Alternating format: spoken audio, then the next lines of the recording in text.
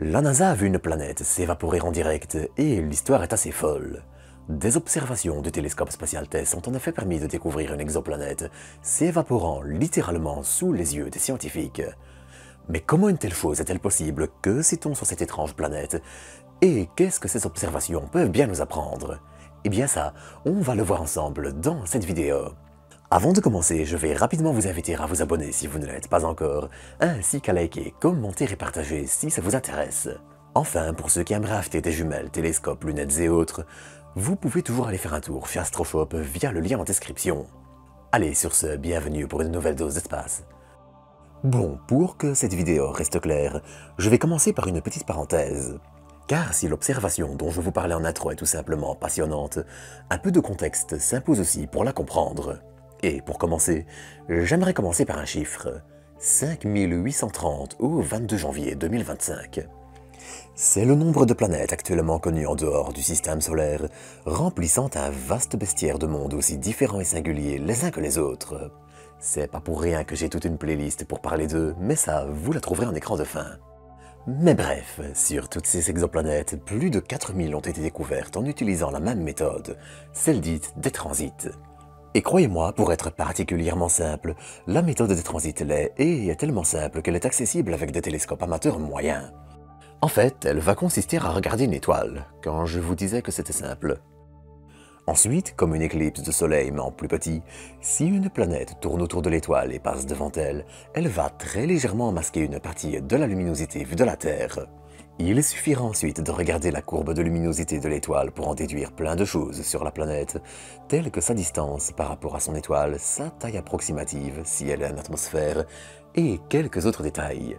Tous ces facteurs vont permettre de dresser un portrait assez grossier de la planète et demandent bien évidemment quelques outils adaptés pour y arriver. Bon, bien sûr, ça demande un peu de chance et que la planète orbite autour de son étoile sur un plan qui la fait passer entre elle et la Terre, mais ça reste un moyen particulièrement productif de découvrir des exoplanètes. On a ainsi vu le lancement de télescopes comme Kepler, qui en découvrit de 2009 à 2018 et dont les données ont permis d'étudier et déjà permis la découverte de plus de 2700 planètes, ou encore TESS. Et le télescope spatial TESS, lui, est plus récent. Lancé en 2018, il devrait encore opérer jusqu'en 2028 au minimum si tout va bien. Et de son côté, eh bien, il est performant. Très performant. En fait, il a déjà permis la découverte de plus de 7000 planètes candidates dans son catalogue, et 600 qui ont été confirmées comme n'étant pas de faux positifs. Autant vous dire que, dans un si vaste catalogue, on finit par tomber sur des mondes particulièrement singuliers. Et c'est exactement ce qu'il s'est passé. Mais pour ça, il va falloir faire un voyage. Un voyage qui nous emmènera à quelques 140 années-lumière de la Terre, soit à peu près 1,5 milliard de kilomètres de nous, alors que notre étoile n'est qu'à seulement 150 millions de kilomètres. Ça, c'est pour l'instant mal de tête du jour. À cette distance, et à condition d'être parti dans la bonne direction, vous rencontrerez un petit système binaire constitué de 2 étoiles. Une naine rouge, la plus petite classe d'étoiles possible, qui est d'ailleurs assez grosse pour sa classe et fait 0,4 fois le Soleil, sachant que les plus petites font au minimum 0,08 fois la masse du Soleil. Et pile au-dessus des naines rouges, à partir de 0,6 fois la masse du Soleil, on trouve aussi des étoiles comme son étoile compagnon qui s'offre tout juste 0,7 fois la taille et la masse du Soleil. C'est autour de cette seconde étoile, âgée d'environ 11 milliards d'années, ce qui est assez jeune pour une étoile de faible masse comparée à notre Soleil qui est à la moitié de sa vie après 5 milliards d'années d'existence, que l'on trouve l'exoplanète qui nous intéresse aujourd'hui. BD plus 054868AB, c'est son petit nom, est en effet une exoplanète assez singulière. Bon, d'accord, je sens que certains ont tiqué sur ce nom purement horrible, mais sachez juste que BD plus 054868A est le nom de l'étoile du système binaire, donc les étoiles A et B du coup, c'est l'exoplanète. Mais bon, pour la suite, on va simplifier l'histoire et l'appeler Betty. Et Betty, disons-le, elle évolue dans des conditions tout sauf enviables. Déjà, elle orbite à seulement 3 millions de kilomètres de son étoile. Et c'est extrême. Même si l'étoile fait 3/4 du Soleil et est un peu plus petite, on peut comparer ces 3 millions de kilomètres à Mercure, dont la distance par rapport au Soleil varie de 28 à 43 millions de kilomètres. Assez logiquement, Betty est aussi une planète particulièrement chaude. Les estimations de sa température en surface tournent autour des 1500 degrés Celsius, là où la phase jour de Mercure monte seulement à 430 degrés. Mais sa proximité avec son étoile a un autre effet.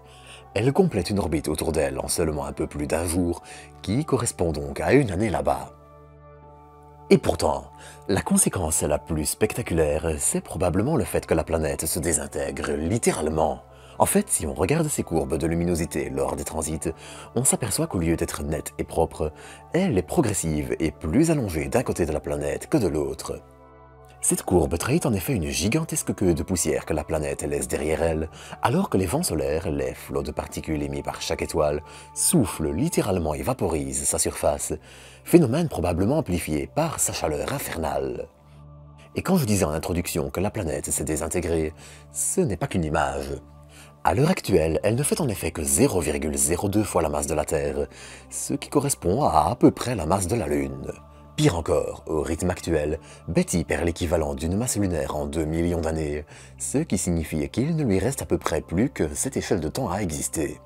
Et même là, c'est assez incertain. Alors que sa masse va se réduire, il est aussi possible qu'elle se fragmente et se disloque complètement d'ici là. À l'heure actuelle, la planète présente donc une gargantuesque queue comparable dans le principe à celle d'une comète et termine littéralement de disparaître. On suppose en effet que sa masse de départ était probablement comparable, voire supérieure à celle de Mercure, qui fait à peu près 0,05 fois la masse de la Terre, ou 2,7 fois la Lune.